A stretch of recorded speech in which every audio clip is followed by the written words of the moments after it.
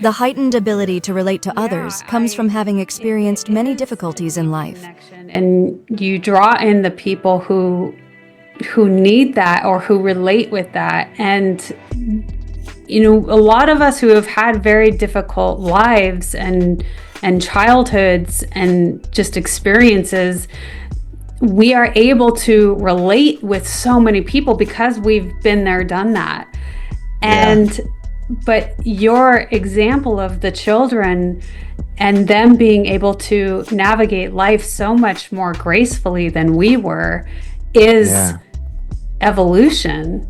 And that is what we do. That is why we do this and we share the stories, because it is a part of that. Yeah, and essentially you're helping people evolve as well with your business, with the Driven Livin. Am I saying it right, or Driven Livin, not Livin? Driven Livin. For some reason, once I get something in my head sometimes and I say it wrong, it's stuck forever.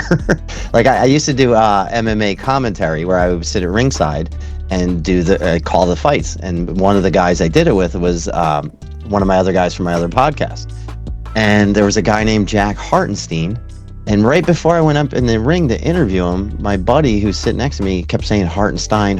He just kept saying him over and over again, to the point where now I don't know if it's Hartenstein. It's just wrong in my head permanently.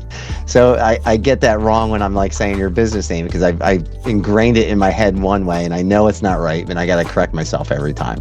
So with your business and your podcast, where do you see yourself going in the next few months? And I think we're going to have more conversations down the road for sure, because I've enjoyed this and we can talk about some deeper topics.